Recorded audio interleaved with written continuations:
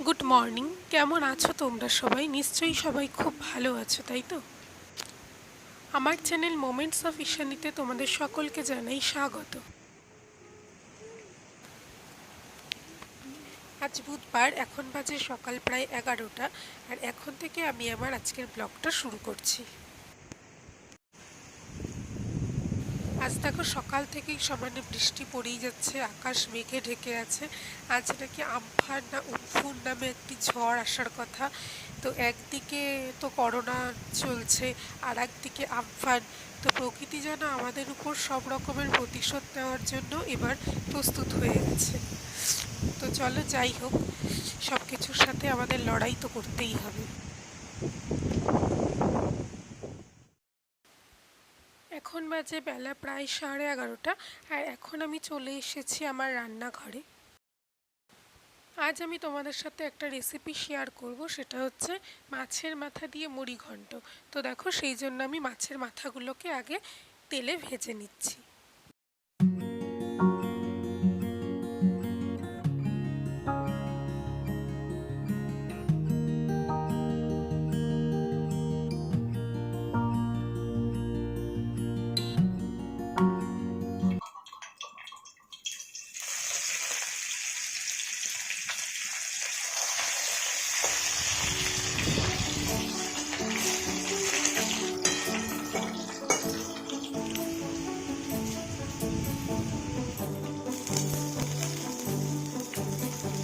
এবার আলাদা একটা কড়াইতে তেল গরম করে কিছুটা কুচনো পেঁয়াজ আমি লাল লাল করে ভেজে নেব।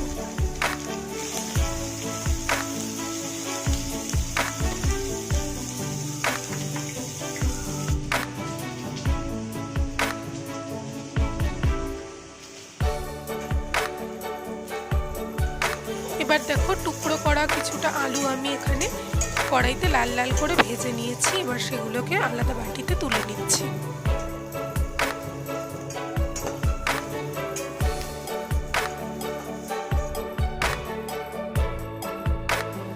এবার দেখে নি গরম মশলা কি কি লাগছে। লাগছে তেজপাতা, গোটা জিরে আর শুকনো লঙ্কা।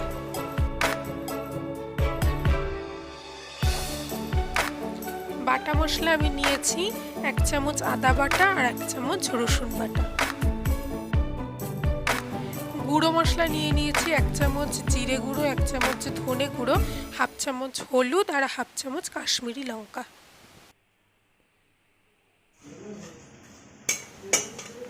এবার কড়াইতে গোটা মশলাগুলো ফোড়ন দিয়ে আদা আর রসুনটাকে ভালোভাবে তেলের সাথে ভেজে নিয়েছি।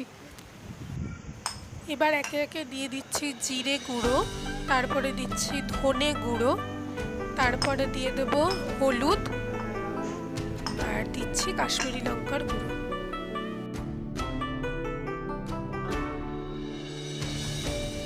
এরপর এর মধ্যে পরিমাণ মতো নুন আর 1/2 চামচ চিনি দিয়ে দিলাম। দিয়ে ভালো করে মশলার সাথে নাড়াচাড়া করে নিচ্ছি।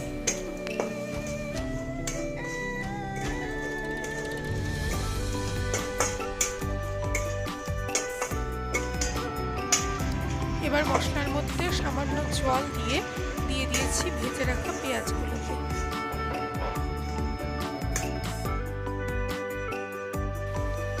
এবার আরও একটা কড়াইতে সামান্য তেল গরম করে আগে থেকে ভিজিয়ে রাখা গোবিন্দভোগ চালগুলোকে দিয়ে দিলাম। এবার সামান্য নাড়াচাড়া করে নেব।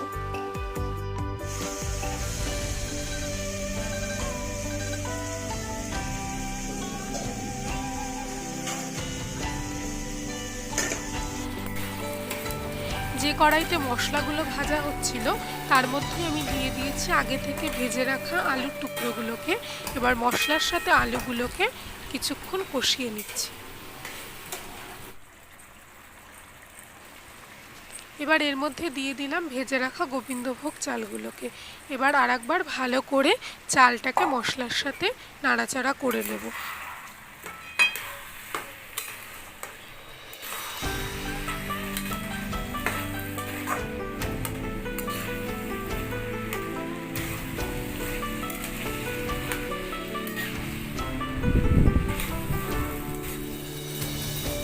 এবার আগে থেকে ভেজে রাখা মাছের মাথার টুকরোগুলো এর মধ্যে দিয়ে দিলাম। এবার চালের সাথে ভালোভাবে নাড়িয়ে নিচ্ছি।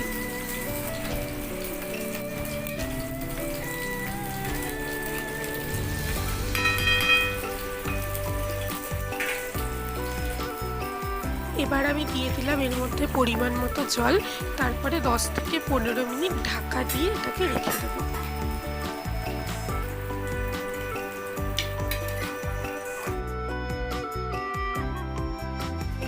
এবার দেখো মুড়িঘণ্টটার জল শুকিয়ে গেছে আর এটা একদম তৈরি হয়ে গেছে। এর মধ্যে আমি 1 চামচ মতো ঘি দিয়ে দিলাম।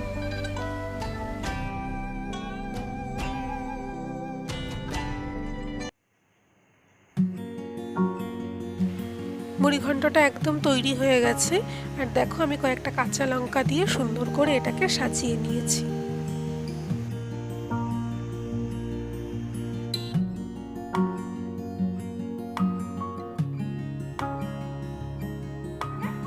এটা কি? দাঁড়া, ধরো ধরো আমটা ধরো ধরো। কি এটা? এটা কি রে? জোরে বল, কি এটা? তাকাও একটু, তাকাও একটু, তাকাও একটু, তাকাও একটু, হাঁচো একটু, হাঁচো। আজ বৃহস্পতিবার আর এখন বাজে বিকেল প্রায় 5টা। আমি এখন বেরিয়েছি আমার বিল্ডিংয়ের বাইরে। আমি দেখবো আর তোমাদেরকেও দেখাবো যে কালকের ওই বিধ্বংসী আমফান ঝড় আমাদের ক্যাম্পাসের চারিদিকে কী ধ্বংসলীলা চালিয়েছে।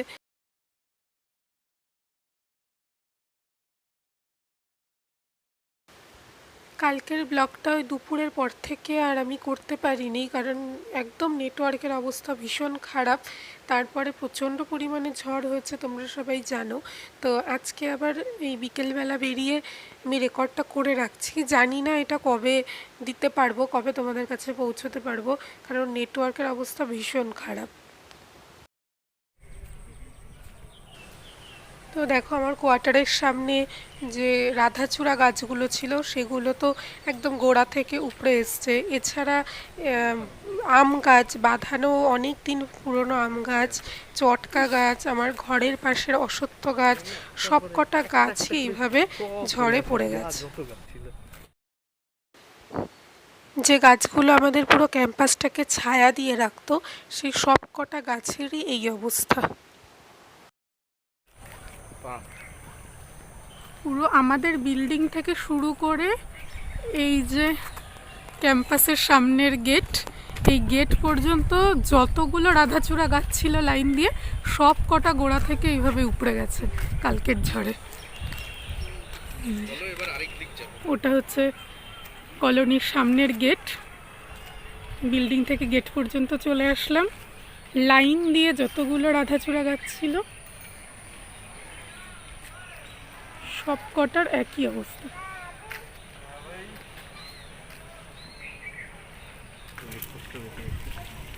এই যে এখানে আমাদের জলের পাইপ ফেটে গেছে, ফেটে গিয়ে এখানে জলগুলো এসে সব গাছের তলার গর্তগুলোতে জমে আছে। আমাদের কালকে রাত্রি থেকে মোটামুটি জল বন্ধ, জল নেই, মাঝে মাঝে আসছে প্রচণ্ড কালো জল।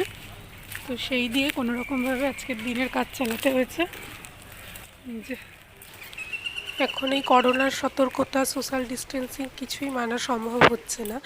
দেখো যেসব কোয়ার্টারে জল নেই তারা এই টাইম কল থেকে বা যেসব কোয়ার্টারে জল আছে সেখান থেকে জল নিয়ে নিয়ে যাচ্ছে। মানুষ ভিড় করে সমস্ত গাছগুলো যে পড়ে আছে সেগুলো দেখতে আসছে। তো এটা আমাদের বিল্ডিংটা, এই বিল্ডিংটার সামনে থেকে যে রাস্তাটা চলে এসছে এটা দুদিকে বেঁকে গেছে। একটা ডান দিকে যেটা তোমাদের দেখালাম গেট পর্যন্ত সবকটা রাধাচূড়া গাছ ভেঙে গেছে। এবার যাচ্ছি বাঁদিকে, বাঁদিকেও দেখো প্রচুর গাছ পড়ে আছে চারিদিকে। এই যে এখানেও একটা রাধাচূড়া গাছ, পরপর দুটো গাছ। এইখানে আর একটাই, এটা কি গাছ জানি না, বিশাল বড় একটা গাছ। আর ওইখানে দেখো একটা বাঁধানো আম গাছ। এই যে বাঁধানো আম গাছটা বহু বছরের পুরনো, ভেঙে পুরো দুমড়ে আছে।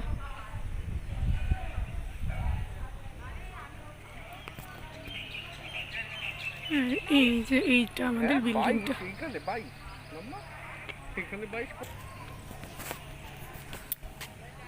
এটা আমাদের পাশের একটা বিল্ডিং, সেই বিল্ডিংয়ের সামনে এরকম দুটো তিনটে গাছ উপরে পড়ে আছে। এই যে জলের ট্যাঙ্ক,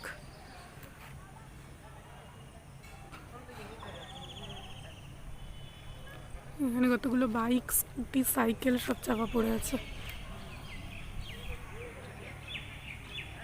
এই যে এখান থেকে কিন্তু সোজা একটা রাস্তা চলে গেছে এই পিছনের গেট পর্যন্ত, কিন্তু এই রাস্তাটা পুরো গাছ পড়ে ব্লক হয়ে গেছে, এখান থেকে আর যাওয়া যাবে না। এইখানে দেখো আর একটা বিল্ডিং, সেই বিল্ডিংয়ের ব্যালকনিটাই পুরো ভেঙে গেছে গাছ পড়ে। এই যে আমাদের বিল্ডিংটা, আর এই যে এই দোতলার এই ঘরটা আমাদের, আর এই যে এইখানে এই অশ্বত্থ গাছটা, মানে কোম্পানি শুরু হওয়ারও আগে থেকে হয়তো রয়েছে গাছটা। গাছটা এইভাবে পুরো গোড়া উপড়ে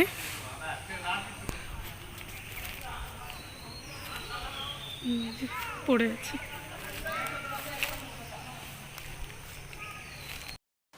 তো চলো আজকে এখানেই শেষ করছি।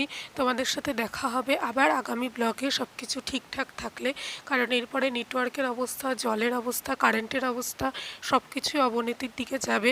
কবে আবার ফিরে আসতে পারবো জানি না। ততক্ষণের জন্য তোমরা ভালো থেকো, সুস্থ থেকো, সাবধানে থেকো।